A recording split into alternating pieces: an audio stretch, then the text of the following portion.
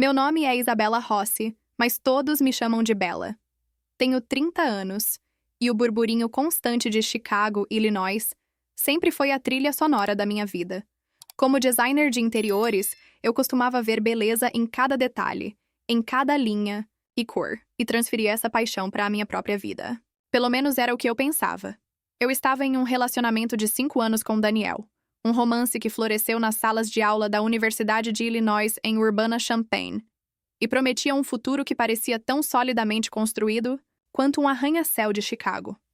Noivado, casamento, uma casa nos subúrbios, talvez em Evanston, com um quintal grande o suficiente para um Golden Retriever.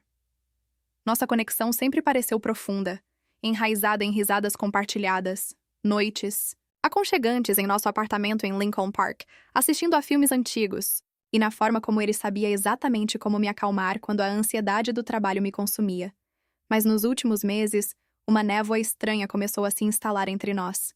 Pequenos silêncios se tornaram mais longos, toques diminuíram, e o "eu te amo" parecia mais uma formalidade do que uma declaração sincera. Eu atribuía tudo ao estresse do trabalho de Daniel na consultoria financeira.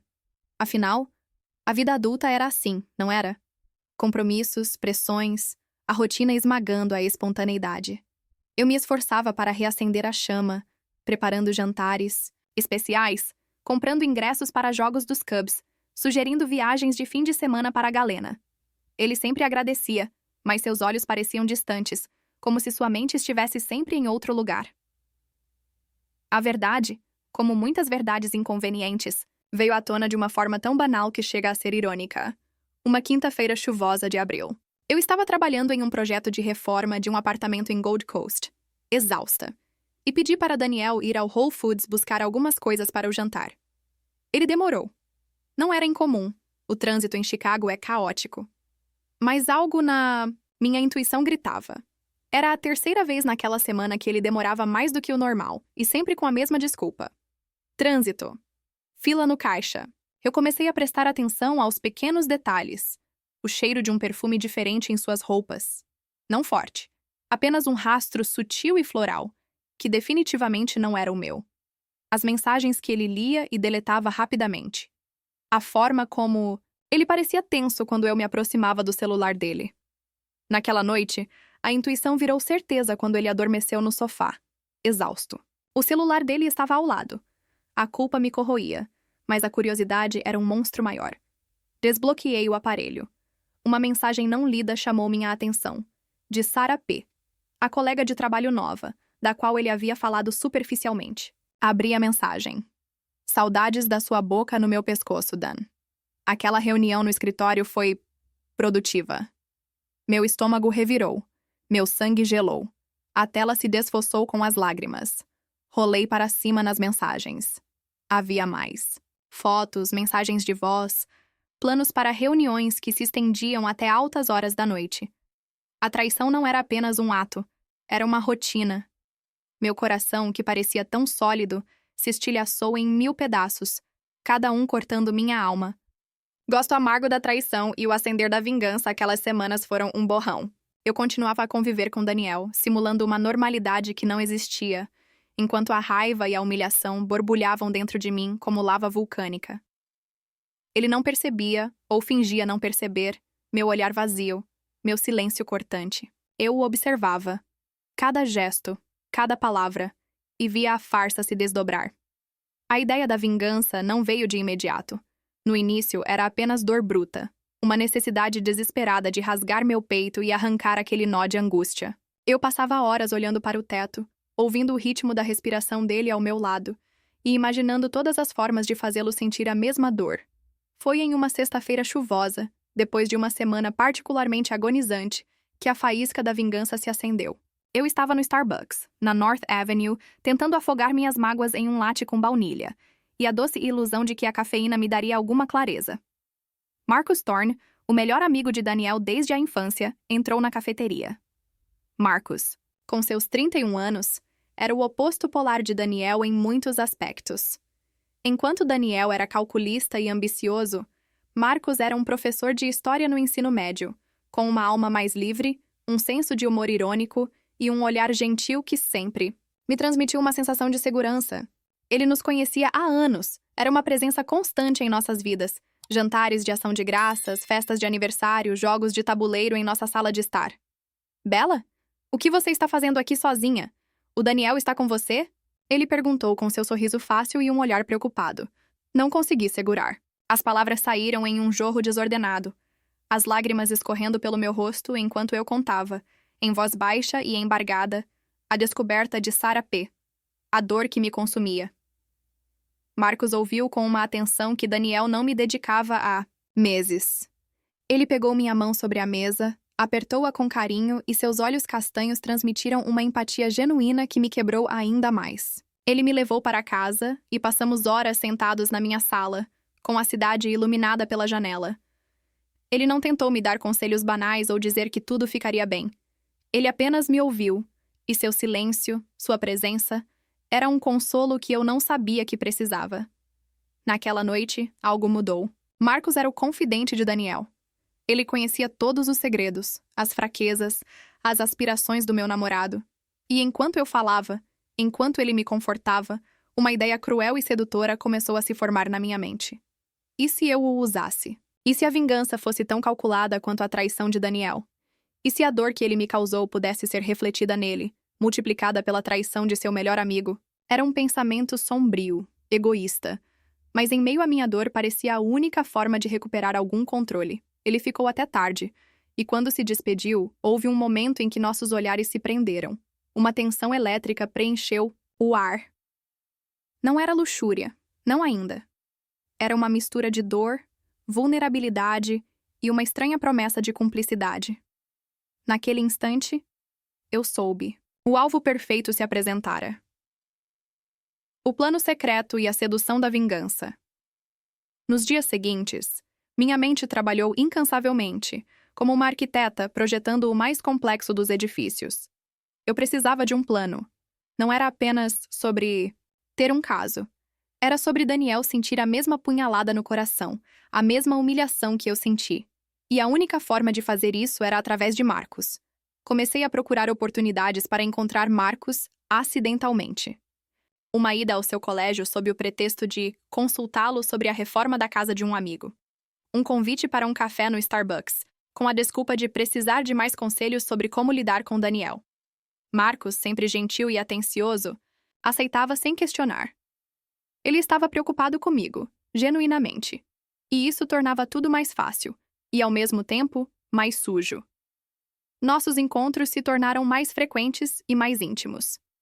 Eu falava sobre Daniel, sobre a dor, sobre a solidão. E ele falava sobre a frustração com o sistema educacional, sobre seus sonhos de viajar para a Europa, sobre a pressão da sua própria família. Descobri camadas em Marcos que eu nunca havia notado antes. Ele era um ouvinte atento, um conselheiro ponderado, e seu senso de humor, antes sutil, florescia em nossa companhia. A atração, que no início era uma ferramenta da minha vingança, começou a se tornar algo mais complicado. Sua mão ocasionalmente roçava a minha. Um olhar demorado se estendia além do que a amizade permitia. Eu senti um arrepio que não tinha nada a ver com o plano, mas com um desejo que eu não sabia que estava reprimido dentro de mim. O paradoxo era cruel. Enquanto eu usava Marcos, ele estava me fazendo sentir desejada e vista de uma forma que Daniel não fazia há muito tempo. O ponto de não retorno veio em uma noite de maio, uma semana antes do aniversário de Daniel. Tínhamos combinado de jantar em um restaurante italiano aconchegador em Little Italy, Bruna's Ristorante, sob a desculpa de que eu precisava desabafar novamente. O vinho fluiu, as risadas também. A conversa mudou de Daniel para nós, para a forma como nos sentíamos em relação à vida, aos nossos medos e aspirações. Houve um momento quando ele pegou minha mão sobre a mesa, que a faísca se tornou um incêndio. Seus olhos se fixaram nos meus, e a intensidade era inegável. Bella, ele sussurrou, a voz rouca. Eu não sei o que está acontecendo comigo quando estou perto de você. Eu não deveria sentir isso. Você é a namorada do meu melhor amigo. Meu coração martelou no peito. Essa era a minha chance. A vingança ao alcance da minha mão. Mas ao mesmo tempo eu senti um tremor, um medo. Era um jogo perigoso, e as emoções estavam começando a ficar embaralhadas. Eu me inclinei sobre À mesa, meus lábios próximos aos dele. Marcos, eu respondi, a voz tremendo. Eu também não sei. Mas eu preciso disso. Ele hesitou por um segundo, e então a distância entre nós se desfez. O beijo foi elétrico, desesperado. Uma mistura de alívio e culpa. Não era o beijo doce e suave de um primeiro encontro. Era um beijo que carregava o peso de segredos, a dor de corações partidos e a promessa de uma destruição iminente. Naquele momento, eu sabia que havia cruzado uma linha. A vingança estava em andamento, mas o preço, eu começava a sentir, seria muito alto. A escalada do engano e o embaraço das emoções ao caso com Marcos se tornou uma realidade. Encontros furtivos no apartamento dele em Wicker Park, enquanto Daniel estava trabalhando até tarde, cafés rápidos em lugares discretos, mensagens trocadas sob a mesa de jantar quando Daniel estava distraído. Cada toque, cada beijo, era uma mistura tóxica de euforia e culpa. Eu me sentia dividida. Por um lado, havia a satisfação perversa de saber que estava devolvendo a Daniel uma dose do seu próprio veneno. A adrenalina da traição me fazia sentir viva de uma forma que eu não sentia há muito tempo. Marcos era atencioso, me ouvia, me fazia rir. Ele elogiava meu trabalho, meus cabelos, meus olhos. Ele me fazia sentir bonita e desejada novamente. Havia uma intimidade emocional com ele que eu havia perdido com Daniel. Mas, por outro lado, a culpa era um fardo pesado. Eu via a dor nos olhos de Marcos quando ele falava sobre a amizade com Daniel, sobre a lealdade que ele sentia. Eu via o sorriso ingênuo de Daniel quando eu o beijava de manhã, sem saber que eu havia acabado de voltar do apartamento de seu melhor amigo. A cada mentira, um pedaço de mim se corroía. Eu me tornei uma mestra na dissimulação, criando álibis, desviando olhares, controlando minhas expressões. A Bela que eu conhecia, a garota honesta e transparente, estava se perdendo no labirinto de engano. As tensões em casa com Daniel não diminuíram.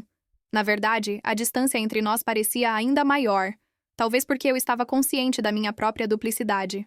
Pequenas discussões se transformaram em brigas, e eu usava a raiva como uma máscara para esconder minha culpa. Você está distante, eu gritava. Você não me dá atenção. Você não se importa mais comigo.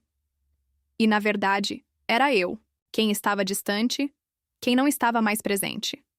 Marcos, por sua vez, estava em um conflito interno. Ele era um homem íntegro, e a traição de seu amigo o estava consumindo. Bela, eu não posso continuar fazendo isso, ele dizia com a voz embargada, após uma de nossas sessões de sexo furtivo no apartamento dele. Eu amo o Daniel como um irmão. Eu não consigo viver com isso. Não assim. Eu o acalmava, o seduzia. De volta, usando a minha dor como uma arma, lembrando-o da dor que Daniel me causou. Você não pode me abandonar agora, Marcos. Você é o único que me entende. Ele me destruiu. Não me deixe sozinha nessa. E ele, com seu coração gentil, cedia. A vingança estava me transformando em algo que eu não queria ser. Eu estava manipulando não apenas Daniel, mas também Marcos. Eu estava me perdendo. Certo dia, em uma tarde de domingo de meados de junho, Daniel e eu fomos almoçar com a família dele em um restaurante italiano em Wicker Park, perto do apartamento de Marcos. A família de Daniel era tradicional, e a figura de sua mãe, a senhora Eleanor, era imponente. Seu irmão mais novo, Ethan, de 15 anos, estava lá, sempre grudado no celular, jogando. Ethan era um garoto esperto, mas quieto. Eu mal prestava atenção nele, imersa em minha própria teia de segredos e dissimulações. O universo, no entanto, tem um senso de ironia cruel. O ponto de virada. A descoberta brutal, o telefone tocou. Era Marcos. Bella, posso te encontrar em 15 minutos? No The Wormhole Coffee? Preciso conversar com você. É importante. Eu senti um frio na espinha. Marcos estava tenso em nossas últimas conversas. Eu sabia que ele estava no limite, e eu estava com medo de que ele fosse terminar tudo. Ou pior, contar a Daniel. Inventei uma desculpa esfarrapada, para Daniel e a família dele, algo sobre um cliente urgente, e saí apressada. No The Wormhole Coffee, um café hipster com decoração vintage e música grunge, Marcos já estava sentado em uma mesa no canto. Ele parecia pálido, com olheiras profundas. Bella. Eu não aguento mais. Ele começou, a voz baixa e rouca. Eu terminei com ele, com a Sarah. Meu coração deu um pulo. Daniel tinha terminado com a Sarah. Por um lado era um alívio.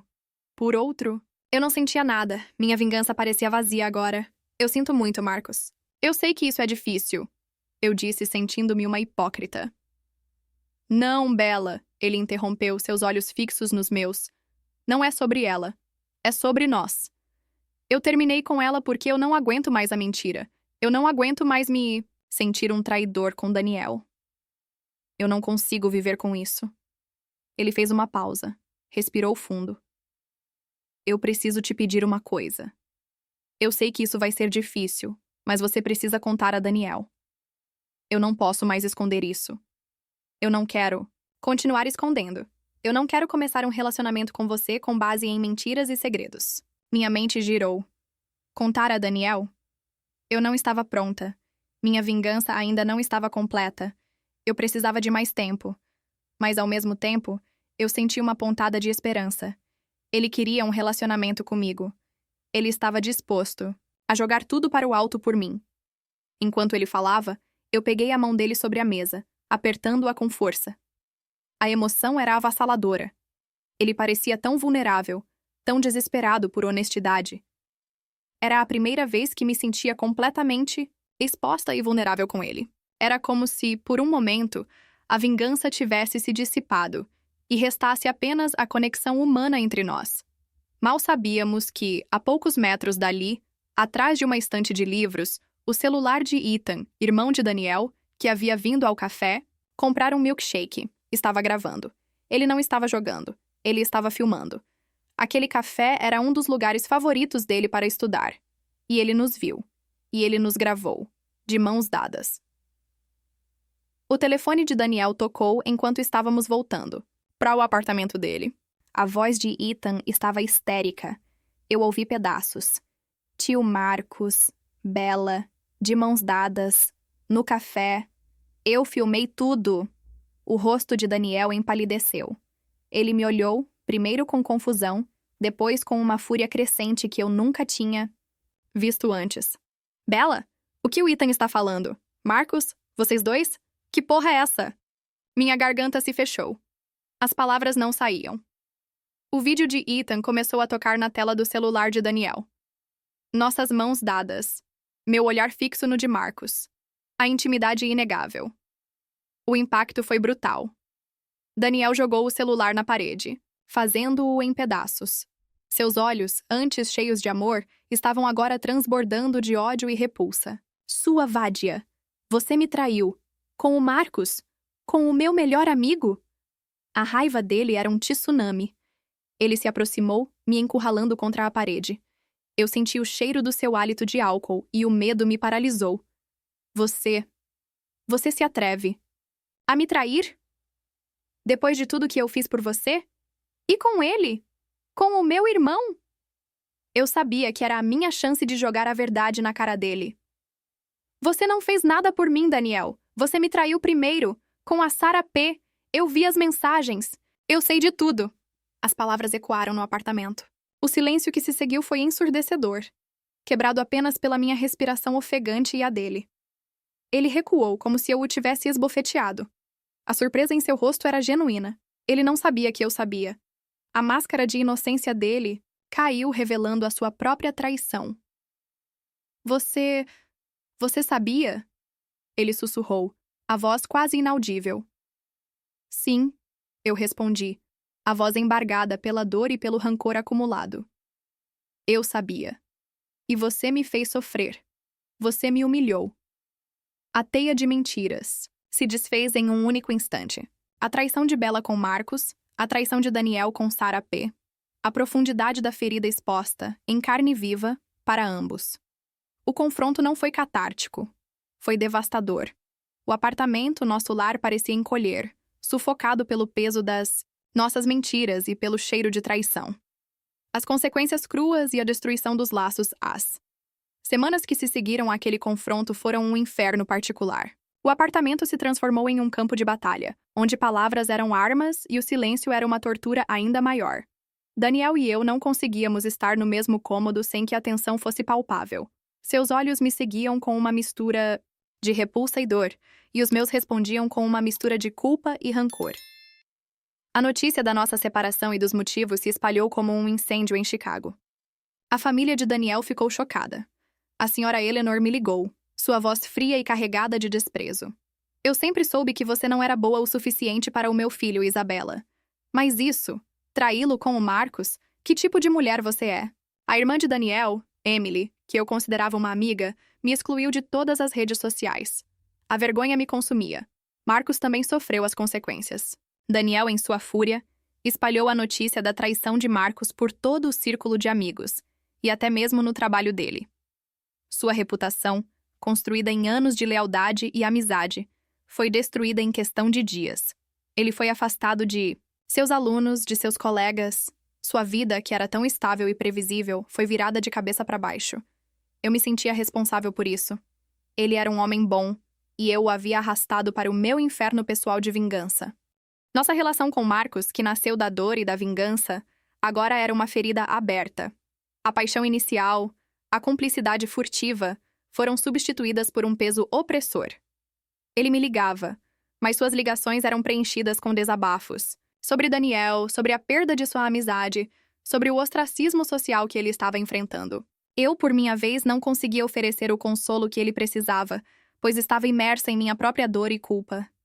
A vingança, que eu pensei que me traria alívio, trouxe apenas mais dor. A busca por um novo apartamento foi agonizante. Eu encontrei um pequeno lugar em Lakeview, bem menor do que o nosso apartamento em Lincoln Park, e o mobiliário parecia estranho, frio, sem a vida que eu sempre tentei dar aos meus projetos. Cada objeto que eu trazia do apartamento de Daniel parecia carregar o peso de memórias desfeitas. Aquele vaso que compramos na nossa primeira viagem juntos, a poltrona onde ele me lia livros em voz alta. Tudo era um lembrete do que eu tinha. Perdido. Meus clientes começaram a me ligar com menos frequência. A notícia da minha separação e do escândalo de traição se espalhou. E em uma cidade como Chicago, a reputação importa. Eu senti a perda de controle sobre minha própria narrativa sobre como as pessoas me viam. Eu, a designer de interiores que criava espaços bonitos, agora era vista como a mulher que destruiu um relacionamento e uma amizade. As noites eram as piores. Eu me deitava na cama, sozinha, com o silêncio do meu novo apartamento. Eu via o rosto de Daniel, a dor em seus olhos quando ele descobriu. Eu via o rosto de Marcos, a culpa o corroendo. Eu me via, a Bela que se perdeu na vingança, e sentia um vazio imenso. Eu tentei me reconectar com amigas, mas a maioria delas era amiga de Daniel também, ou se sentia desconfortável com a situação. Eu me senti isolada, presa nas consequências das minhas próprias ações. Um dia, enquanto arrumava minhas coisas, encontrei uma caixa de fotos antigas. Havia uma foto de Daniel e eu no nosso primeiro ano de faculdade, sorrindo, despreocupados, com o mundo aos nossos pés. Eu me lembro do dia em que aquela foto foi tirada. Nós estávamos sentados sob uma árvore no campus da Universidade de Illinois, sonhando com o futuro, com todos os planos que tínhamos. Aquele Daniel, o Daniel da foto, era o homem por quem eu me apaixonei. E eu o destruí. Eu o ajudei a destruir. Eu chorei. Chorei não apenas pela perda de Daniel, mas pela perda da Bela que eu era. A vingança me consumiu, me transformou em uma versão amarga e vingativa de mim mesma. A raiva se dissipou, e restou apenas uma tristeza profunda. Eu havia machucado pessoas que eu amava, e machucado a mim mesma no processo. A busca por redenção e o longo caminho da cura ao tempo, mesmo que não cure todas as feridas, tem a capacidade de suavizar as bordas mais afiadas. Nos meses que se seguiram, mergulhei no trabalho, na esperança de encontrar algum propósito e distração. Abri um pequeno escritório em West Loop, focando em projetos menores, longe dos olhares curiosos da cena de Gold Coast. Passei a frequentar aulas de yoga em Lincoln Park, buscando uma paz interior que parecia ter me abandonado. Meus contatos com Marcos diminuíram drasticamente. As conversas se tornaram tensas, cheias de remorso e uma tristeza latente. Ele havia se mudado de Chicago para a Flórida para morar com sua irmã e recomeçar sua vida longe do escândalo. Eu o entendia. Nossa história era manchada demais para sobreviver. Um dia, recebi uma mensagem dele.